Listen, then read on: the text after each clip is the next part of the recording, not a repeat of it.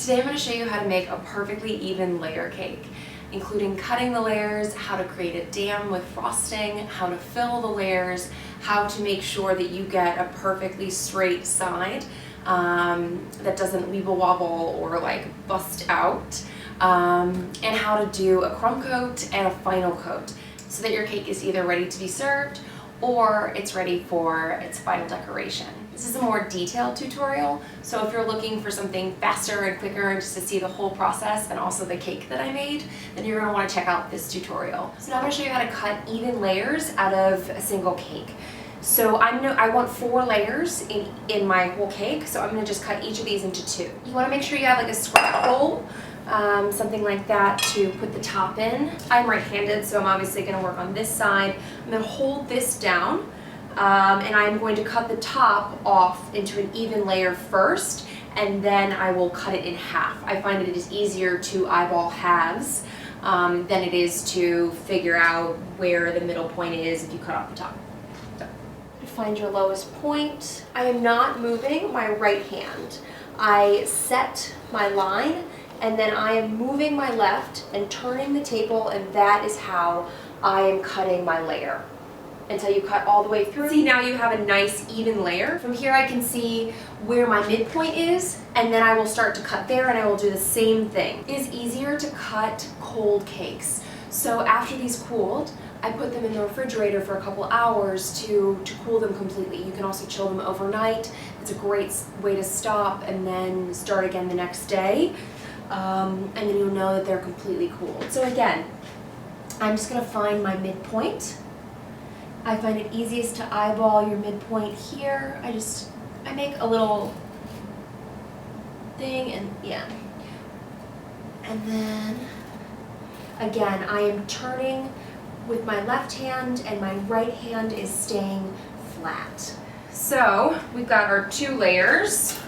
Again, we're gonna cut off the top, and then we are going to cut the remainder in half. Okay, we're gonna make a quick simple syrup to soak our cake layers with. This is super important, especially when you have a filling or something in between. You wanna make sure that you have a nice moist cake. Simple syrup, all it is just equal parts sugar and water. We don't really need that much for really any cake assembly. So I'm gonna do 50 and 50. You can do like quarter cup, whatever.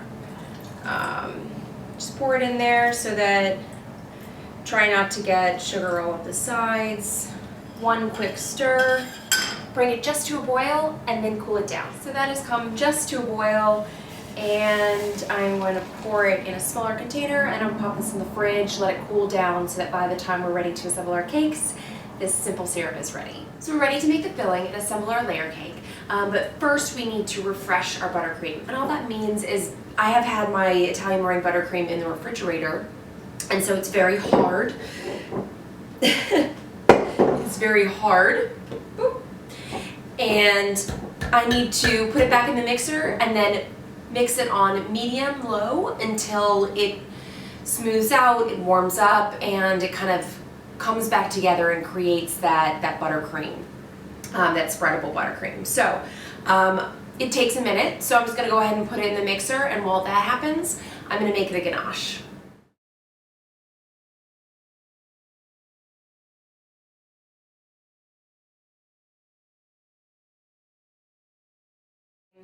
So the key with refreshing buttercream is just to be patient.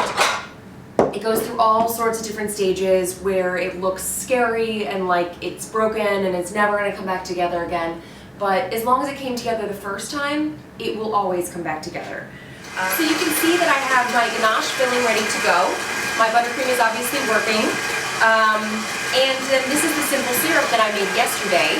I think I'm actually going to I flavored my ganache with coffee extract.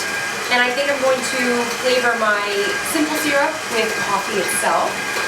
So we'll have a nice little coffee and chocolate combo going on in this cake. So the key is to be completely ready when your buttercream is ready. So you'll make sure all of your components for your cake assembly, everything is on hand and ready to be assembled. And that way, as soon as your buttercream it's a perfect spot where it's fluffy and light and together and spreadable, then you are going to use it. Especially chocolate Italian meringue. Chocolate Italian meringue is a little bit more sensitive to heat. It's a little bit, it falls faster than regular Italian meringue. Just because the chocolate, there's a significant amount of chocolate in this buttercream, and you know, chocolate melts at room temperature. So our buttercream is actually, it has come together completely. I'm going to quickly assemble, I'm just going to put this piping tip in my bag.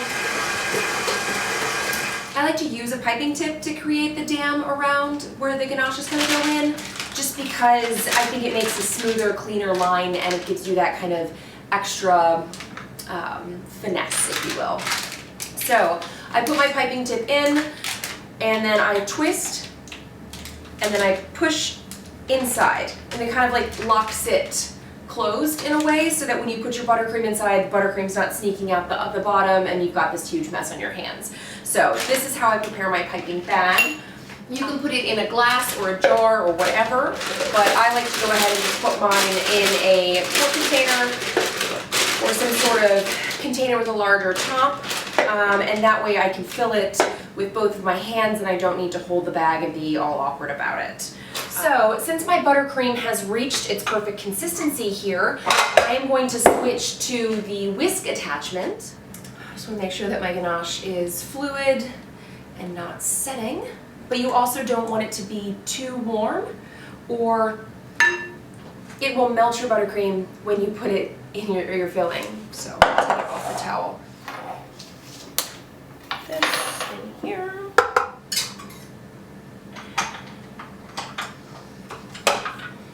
The buttercream, when it's nice and fluffy, will actually, initially it will like go around the edges and kind of press against the side, and then you know it's nice and beautifully fluffy and airy when it kind of pulls back into the center, which mine has done. It generally doesn't take very long. I don't want tons and tons and tons of air bubbles in my buttercream because I don't want holes in my buttercream. Now we are ready to assemble the first layer of our cake. Alright, so just tap out the buttercream from here, and then go ahead and put a bit in your piping bag. Right. This is just going to be for the dam around the edges. So, key point here, this is a cake stand, turntable, very important. It is very difficult to assemble a cake smoothly and cleanly without it. It's not 100% essential. You can use, I've put parchment.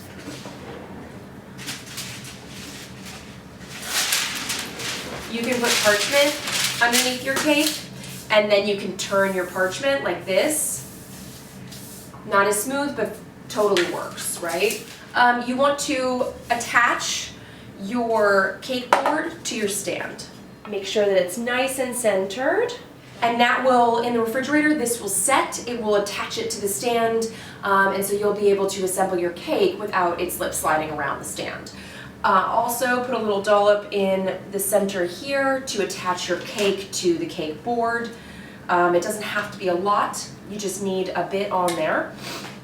And then I'm going to get my cakes from the fridge. I like to use the bottom, like something with a flat bit, as the bottom and top. It makes a nicer, cleaner, leveler cake. Make sure it's centered on your board because that's going to be your buttercream ring, and you want to make sure that it is nice and even. And then we soak. The key to soaking a cake is you want just enough, but not too much, right? You know, you don't want a wet cake. You don't want to cut into it and have it be mushy and gross. You do just want it to be nice and moist. And also your simple can impart a slightly different flavor than your cake or your filling. It can add, you know, a dynamic contrast, if you will. Mine has just a bit of coffee in it, as you'll remember. Just go all the way around the edge, making sure to evenly soak it, but I think soaking is a bit of a misnomer because that kind of connotes that it's going to be soaked, and you do not want it to be soaked. So take your buttercream, we created this nice little bag, and then you untwist and then push it towards the center. I hold this in my dominant hand and I use my left to turn my turntable. It does not matter which direction you turn your turntable, whatever is best for you. And then I like to start somewhere, and then I slowly move around the outside, squeezing evenly to create the dam. So this little ring here is what is going to hold our ganache in the center. Ganache is not a friend to staying put, right? You know, it's a little bit like lava and it wants to squish out. So we want to make sure that we keep our ganache in the center in a nice even layer. I usually have a little baby offset for each of my fillings, if I have multiple fillings, if I'm alternating layers, and then one for my buttercream. So that's just to make sure that I can move quickly and I don't have to stop and clean my spatula in between every single layer. You choose a tip for your buttercream that is an appropriate height for your filling, okay? Mine is going to smoosh out a little bit, just as a function of what it is. So I made a little bit, there's a little gap between my ganache and my top filling. And then we are going to take,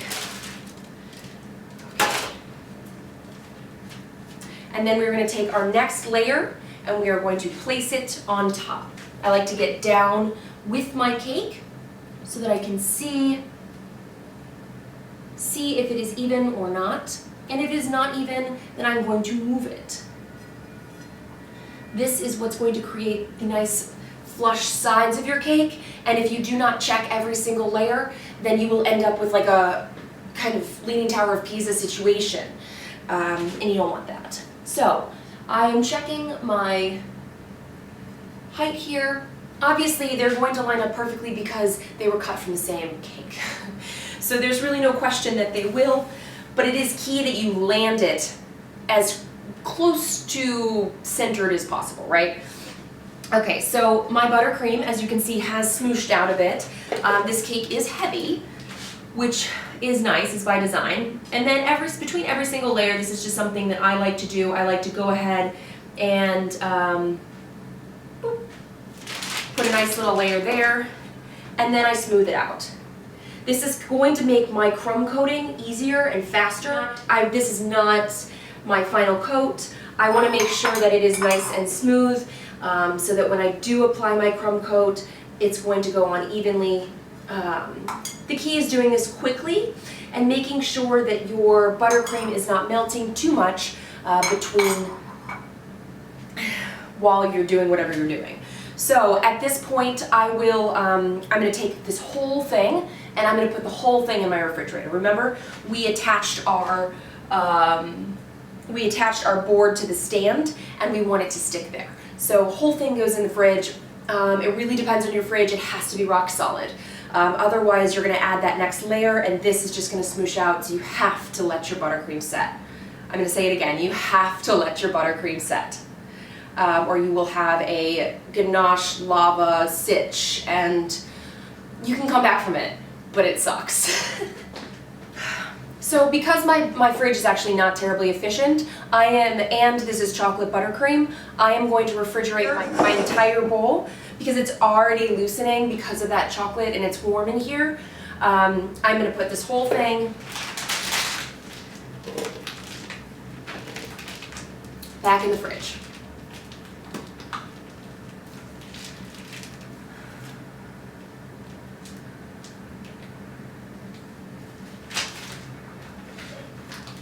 You can use the same bag if you want, but especially with chocolate, this will get on the outside of your buttercream and you might not want that later. It's totally fine for an inside layer. So I just create my hole again and I put it back in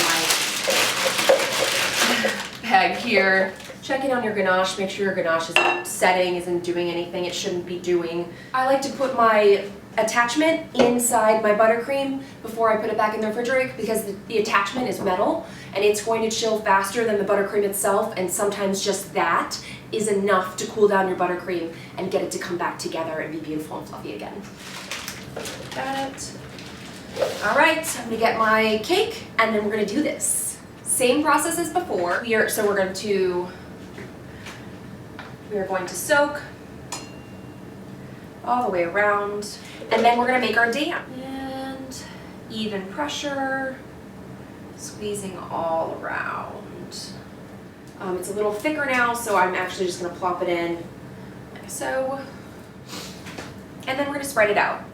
So we will take this again, make sure you try and get it as centered as possible.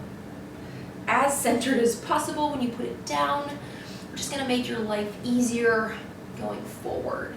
Now this is a separate cake, so it's not gonna line up quite as nicely, and that's totally fine. That is what buttercream is for. So again, I like to fill in that gap if there's any gaps in the buttercream, and just go around one time and then smooth it out. This is just gonna help me with my crumb coat. It is gonna make the entire frosting process so much faster and easier, and it's gonna mean that I'm gonna have straight sides from the get-go as opposed to fighting with it down the line. It is not crucial what it looks like. It does not have to be beautiful. It is a crumb coat. It's actually a precursor to a crumb coat, so it's really no big deal. The key is that we need to get this back in the refrigerator, and then we will chill everything and do it one more time to get our next layer. All right, last layer. Here we go. So, just grab a little bit, last little bit here. Same process, last time. And then make your dam one more time. Even pressure. All right, grab our last bit of ganache. Plop it in. And we are ready to add our last layer. I want to use the bottom of one of the two cakes for the top. So you want to flip it over and use the bottom as the top because it has a flatter surface. So again, line her up, and then we will fill in the gap one more time here, and then use our spatula offset to smooth that out.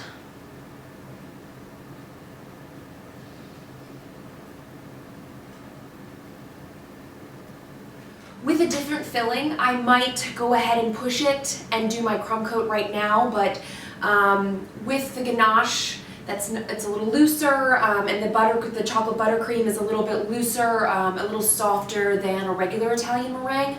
I'm not going to push my limits. I am going to put this back in the refrigerator and refrigerate it for another 30 to 45 minutes until it's set, and then I will do my crumb coat, and we will then chill it and then do our final coat.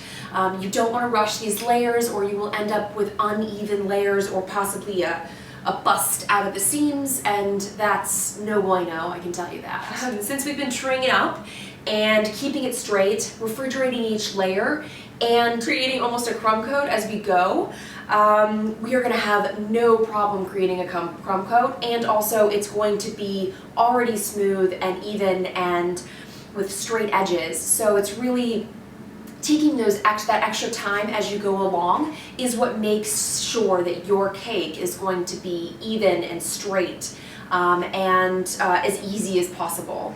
Guys, the moment is here. We are ready to do our crumb coat. Why are you not as excited as me?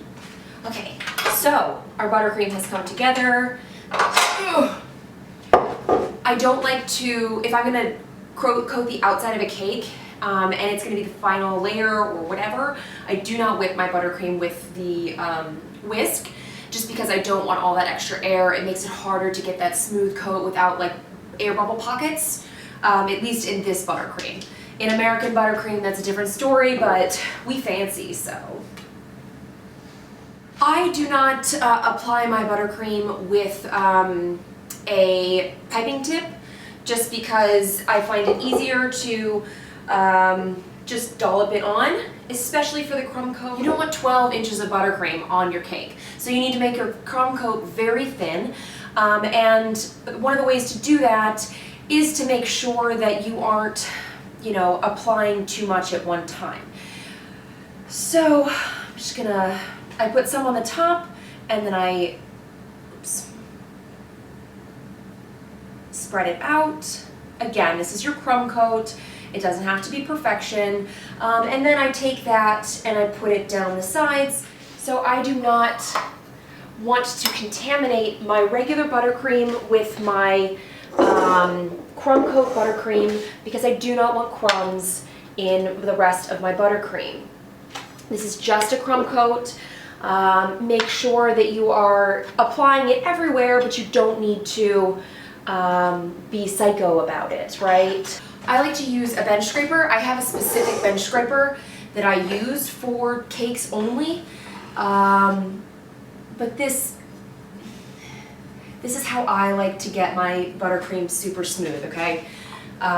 If you find it easier to work with a different tool, then 100% absolutely work with that tool.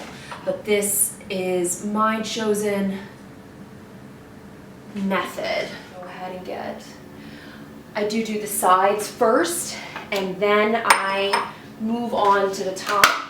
You can use the bench scraper for the top as well, or you can go ahead and use an offset of any size.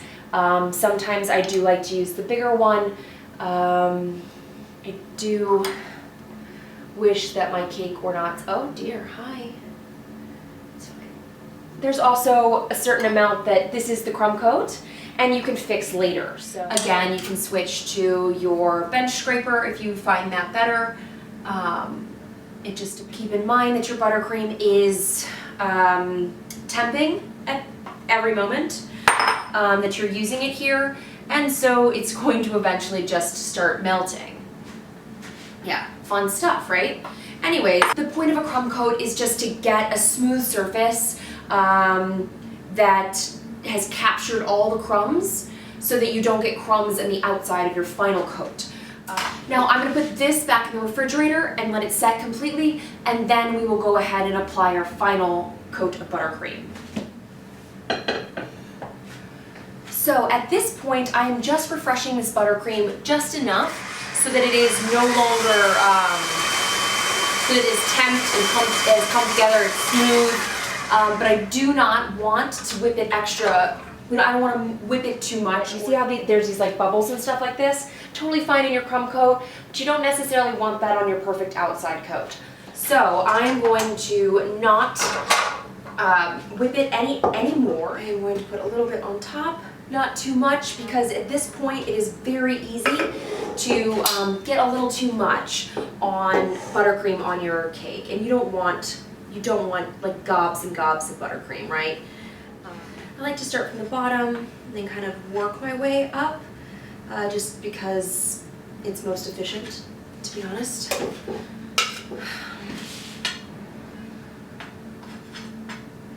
And the key is that you want to do this fast enough so that the buttercream doesn't set.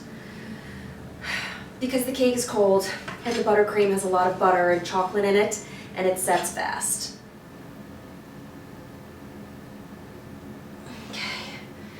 And then I'm going to just quickly smooth this out.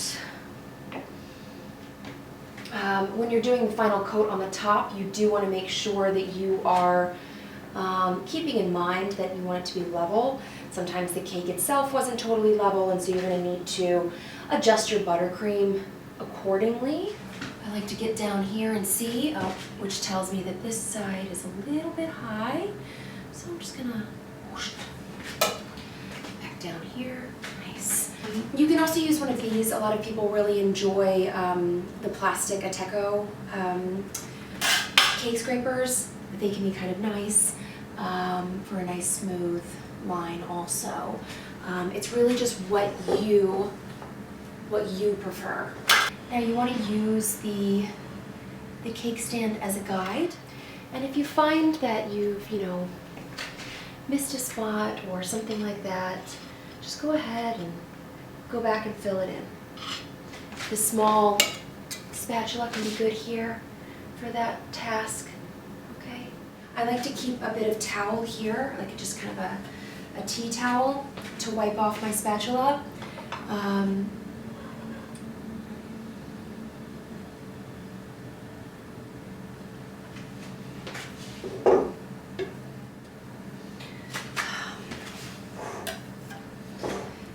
So again, if there's those little holes, fill them in, right? Wiping off here.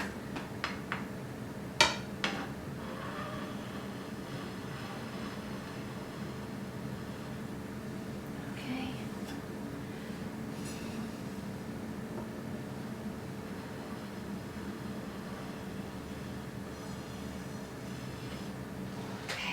So you can see I have a really nice coat on, I would say 88% of it. And some of it is definitely not as nice as I'd like, so I'm going to go back and I'm going to fill in those bits. So you are racing against the clock here. This is, your buttercream is setting. It doesn't care. So you want to make sure that there is a certain point where you need to stop. You need to, at some point you are going to be making it worse, or you're going to be potentially setting yourself up for it to be worse, right? And you don't want that. And the only way to learn that is by doing it. And so I am going to accept my fate here. And then I am going to do my top. You could leave it like this. These are called torn edges. I love a good torn edge, especially when it's like painted with gold or something, but I promised you an even smooth cake, and that is what we will have. So the top, okay, we've already smoothed it. It is even. We don't want to greatly change the height of it. We just want to get our corners, okay? And yes, there are people that then will like put another cake thing on here and then flip it over and use the bottom as the top. That's great. Ain't got time for that, so I'm going to show you how to make nice even tops. We are going to gently, you can use your favorite tool. Any of these tools are good for this. It is what you feel most comfortable with, what makes you feel most in control, okay? I like to start just gently, and I kind of I'm like making this pattern, okay? Make sure you have something to get the excess off with, and also I like to take it in from the side. I feel like I have the most control that way. I also hold my breath when I do it, so I don't know if that's a good thing. You can use two hands to steady it. Just be careful you don't push too hard. Okay. I wipe it off after every single one because you don't want any stray bits of frosting in. Also, it should be noted my buttercream is melting. I don't know if you can tell, but the color has changed. And that's another way that you can tell that the chocolate buttercream has changed. Temperature. And is on its last moments here, peeps. Okay. Yeah, I need to stop. Some of it is just knowing when to stop, right? I just, hold on, I'm sorry.